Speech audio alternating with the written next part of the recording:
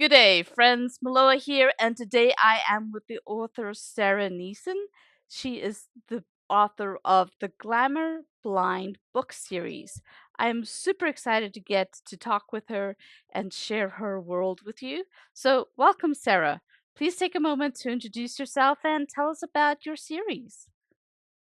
Yeah, absolutely. So I'm Sarah, as you said, and I write in two genres. So in fantasy, my pen name is S.P. Neeson. So that's how you can find those Glamour Blind books. And then the other side, I also write contemporary romance, where I write under Sarah Neeson. So if you look me up, you'll be able to find either of those. So Glamour Blind is a complete series. It's 4 books. It was supposed to be a trilogy, but then it turned out to be a fourth book showed up. So that was interesting. Had not planned on that happening. But yeah, it came out a few years ago, um, and I'm actually just starting to write a spin-off series. So, And what is the series about? so Glamour Blind is about Caitlyn. She finds out she's not as human as she thought she was. So she starts a quest for the truth that leads to some breaking and entering, an assassin, and a man with a few secrets of his own. So she likes to get into a lot of trouble. Okay. So, what inspired you to merge Fae mythology with a contemporary setting? So first, obviously, I read a lot of urban fantasy, a lot of contemporary fantasy, and there is a lot of fae in those worlds. I'm a big fan of Jim Butcher, his Dresden Files series, um, and in addition to that, when I was thinking about it, um, I really wanted to focus on the Celtic Fae because my family background is from Ireland and Scotland. My dad was born in Ireland. I've been to visit there twice, which has been amazing. So I really wanted to focus on that sort of aspect of it, and it turned out to be a lot of fun getting to learn a little bit more about my background while I'm also getting to write this fun story. Excellent. Yeah, I've had the opportunity to visit Ireland myself. Stayed in Galway for 6 weeks, and it was absolutely wonderful. Definitely a completely different world than Yeah. what we have here in the U.S. Uh, I still remember one day I had been there a couple of weeks, and the sun came out. And it was sunshine, and I was like, "Ooh, I'm gonna go for a walk. I'm Yeah. gonna go grab a cup of coffee." And as I walked, I just saw, like, every single store was closed, and when I got down to the beach area, like, everybody was there, like, everybody. So I was like, "Hmm, okay, so this is what Mhm. happens on a sunny day in Ireland. Business is shut down so everybody can go get some vitamin D." Yes, I was in Northern Ireland and I went to the Titanic Museum and I had really good luck with the weather because there's two parts to that museum. There's the inside part and then there's the slip yard. And when we were inside we arrived at the museum, we went inside and it was pouring rain. And by the time we went out to go to the slip yard, the rain had stopped. It wasn't sunny, but the rain had stopped. It was dry. So yeah, I had a lot of good luck on my trip. Nice. So, found families seem to be a recurring theme in your books. Mhm. Why is this idea so important to you? I have always loved the idea of having people in your life who really have your back.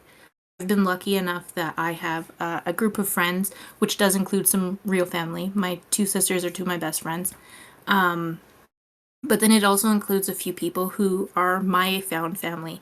And they're people who I go to with like a whole bunch of questions. And if I have anything that's going on in my life, they're one of the first people that I want to tell.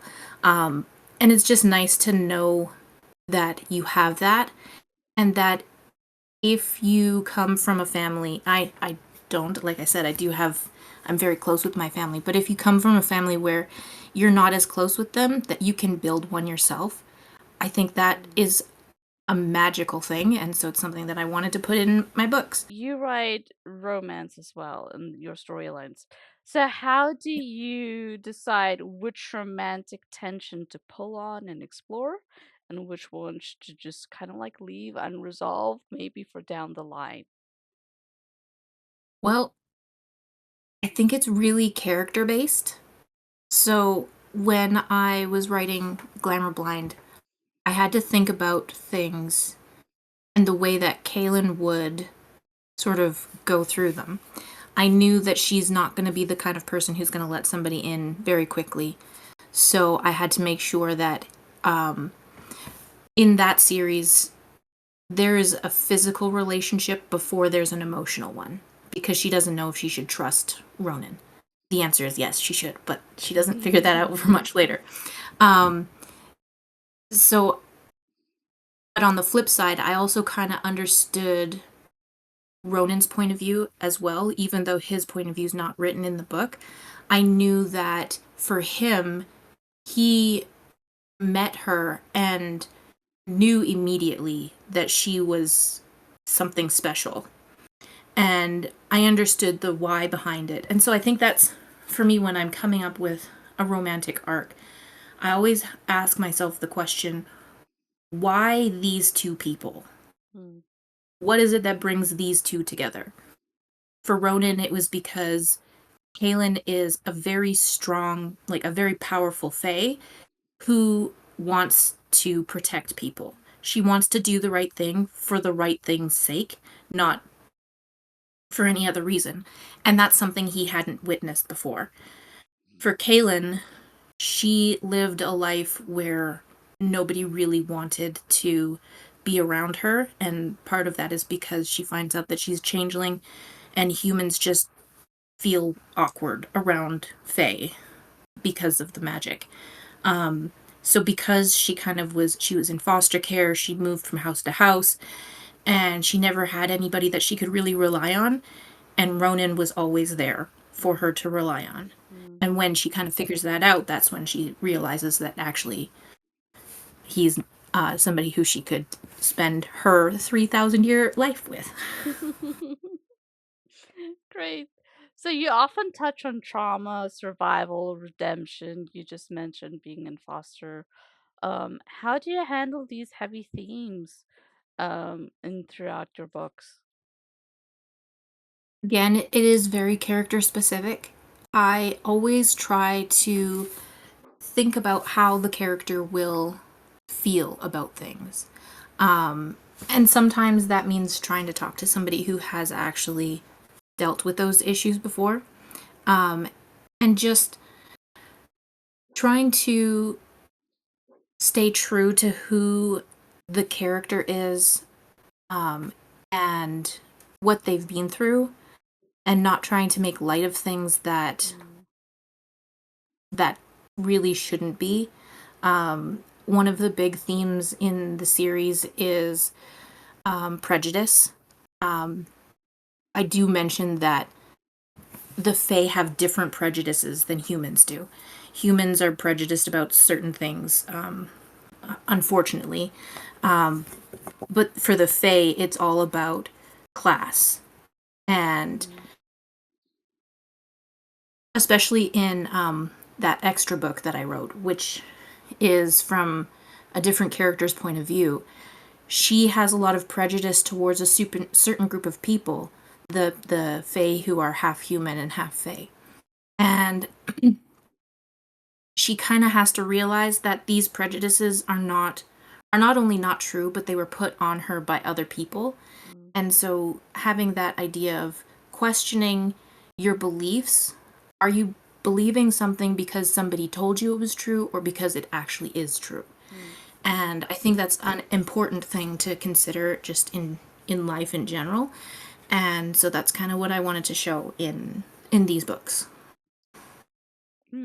I can see that. That's yeah. It's prejudices is always it's a sticky subject, but it sounds like you've done a wonderful job to address it and make it feel part of the world. Um, so, were there any scenes or subplots that were especially hard to write or put on the cutting floor? Yes. So I had written book two. I knew there were problems. I sent it to my editor and I said, I think I need to remove a character and I think it's this particular character. And she sent me back the edits and she said, I think you're right, but I think you're wrong about the character.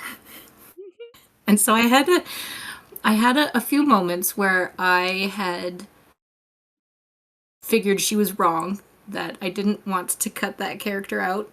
But then, of course, she knows what she's talking about. That's why I hired her. And so I ended up cutting out a character.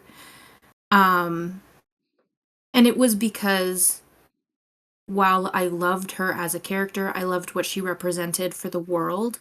She wasn't doing enough for the plot. Mm. And so I did need to cut her out. On the other hand, I still knew as the author that she exists in the world. And because I knew she exists in the world, I was able to bring her back in the spin-off series that I'm currently writing, and she makes better sense in that story. Great. So, Yeah, I'm writing a new series myself now, and I got to the end of book one, and I was like, you know what? This one character, it's just not working. I need some sort of emotional change or impact or something. And so I had to kill him off. But it was hard. I did not expect it to be so hard to have to kill a character. I'm yeah, just like, oh my word, no. there was and I'm not going to tell you what it is cuz it is spoilers, but there was something that happened in book 3 and based on something else that was said in book 2, it originally was not going to happen. And then I talked to my sister and I said, "This thing needs to happen, doesn't it? Because I set it up already." And she said, "Yep, you set it up. You have to follow through." And I was like, "Oh, okay. Well, all right then." And yeah, Yep. so sometimes I write things and I don't think about the consequences until it's too late. Yep. But that isn't that real life though, and I think that that's sometimes what makes books even greater is Hmm. when you have those moments where like you really don't want to go there, but your characters are demanding to go there. So Yes. you have to follow their lead. Or Um if it's not the characters, then it's the plot. yeah. And the plot is showing you that this is the direction you have to go.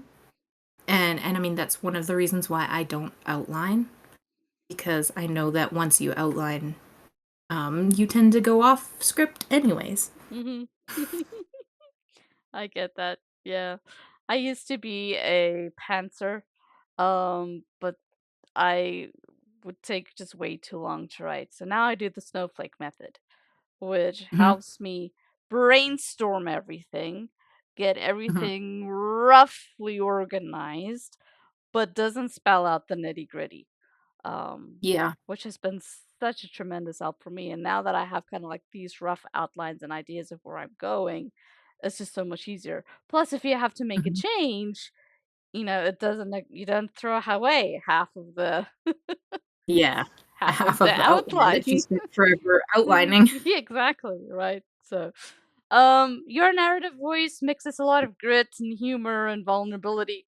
How did you go about cultivating your own personal style? I don't know that I did. I just sort of went with it. Like I said before, I prefer the term discovery writer. And yeah, I just kind of my books are very character driven. Okay. And so I kind of got into the character's head, and now if someone asks a question about Caitlyn, I know what her answer is in her voice, which Mhm. is different from mine. That said, Mhm. I've had a few people in my family read my books and be like, "Yeah, I could totally hear hear the parallel between me and Caitlyn," and I'm like, "Yeah, that's I definitely see that." But really, to me, she is her own person, Mhm. and I mean, I started writing Caitlyn's story back in 2016. Mhm. So I've been with her for a very long time. And so you kind of get to know the character that you're writing and you just let them speak for themselves. That's how I've always Mhm. felt Mhm. works best for me anyways. Mhm. So Cool. So maybe in the next book you'll have a different style based on the new characters. Well, one of the main characters I find is quite similar to Caitlyn. She's a little further along the line than Caitlyn was. Okay. And then the other character, his voice is very different because he's very cheerful. He's very charming. Um, so it is quite like it is very interesting, especially because this next one is going to be dual point of view. Mm-hmm. You get some chapters from one character's point of view, and then some from the others, and I can really see the difference in the two. Do you write stories in chronological order, or do you prefer to jump scenes around depending on what, you're writing at that time?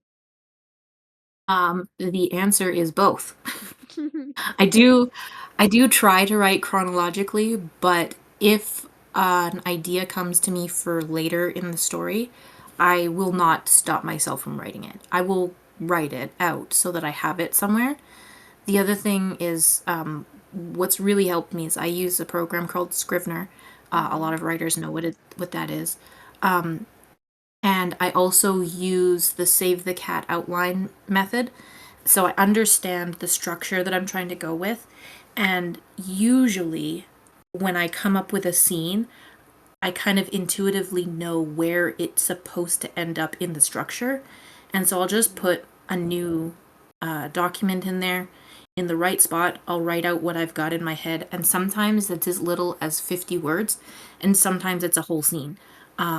There are in the books that I'm writing right now, I have from chapter 1 to chapter 10 done chronologically, but then I've got like probably close to 10,000 words written at other points of the series.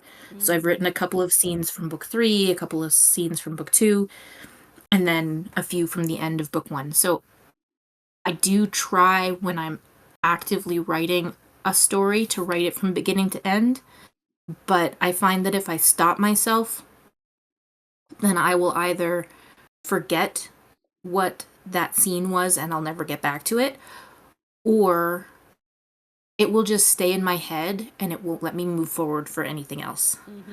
Mm-hmm. So I Mm-hmm. say, what I like to say is I write it out so that it's out of my head Mm-hmm. and I can move on from there. Mm-hmm.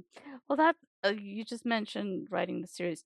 Do you prefer to write the entire series first before you ship it off to publishing, or do you go book by That book is by book? that is a really interesting question. So um for my romance pen name, it was 4 books. Each book was a different couple. And those ones I felt confident about publishing them book by book.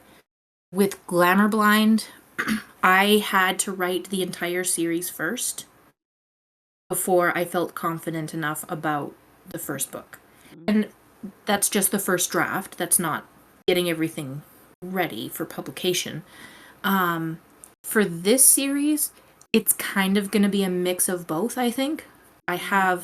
It's going to be 4 books, and because I like to make things complicated, the first book is going to be 2 novelettes. They're about 10,000 words each. That is done, and I feel confident about sending it to my editor and publishing it before the rest of the books are done. Mm-hmm. I also know a vague outline of the first book, the first novel, um, and I might feel confident about sending that one out, but I also am reserving the right to change my mind on any subject at any time. With books 2 and or it's tricky because it's 3 novels and a novella. Um, so in my head, I'm still thinking about it as a trilogy. So the second and the third novels, I might have to wait until I'm done both of them because of the storyline. I don't know. Like I said, I'm a discovery writer. I kind of just let everything happen as it happens and hope for the best. Yeah, I've written right now I'm in publishing mode for one book and then the prequel. And I while I'm going through the publishing side of things on those two, I am writing the third book in the series, and so I'm having to be like, okay, um, make sure that I tie things in, but then contradict myself. But then Mhm. I come across a scene that I'm like, dang, I wish I had set something up in book one. But okay, fine, move on. But Was actually really interesting. I had this idea for the end of the first novel of this new series. And because it's connected to Glamor Blind, I was like, yeah, but that won't work because of something that I said in Glamor Blind. So then I went back and I read it and I was like, no, you are just vague enough that it can work. So I was very happy with myself. And yeah, apparently past Sarah had future Sarah's back in that, in that that's the truth. instance. So, what do you hope readers will take away from your books? Um, well, first, I hope that they're entertaining because really, if you're reading a book and it's not entertaining, then why are we even here? Um, but also, while you're reading it, I hope you're thinking about the prejudices that people have and how you can kind of think about them in different ways. Which of your characters would you allow to babysit your Angora goats? And which one would be absolutely banned from the barn? Well, um, considering how much work those goats are, I would definitely say Quinn would be the one who is in charge. She's gonna make sure that everything gets done in the order that it needs to get done. She's gonna make sure that they're fed every day and that their water's filled and that they're getting their haircuts on time. Spoiler alert, they still need a haircut. And the one who would be banned from them would be Reese. He is a troublemaker at heart, and he would cause havoc. So yeah, he's not allowed to hang out with the goats. All right. Well, thanks. He is the main character of the new series though. So Okay. Hmm. apparently I loved him quite a lot to give him his own Own trilogy. series. Okay. Look forward to that. So, thanks for coming on the show today. Really appreciate you having here, and to the audience out there. For more details on Sarah's books, please head on over to her website. It'll be linked in the description below, and it is 18streetpress.com. For more information on the books that I'm writing and publishing, please head on over to meloescape.com. Thank you so much for everyone for watching, and as always, happy hunting.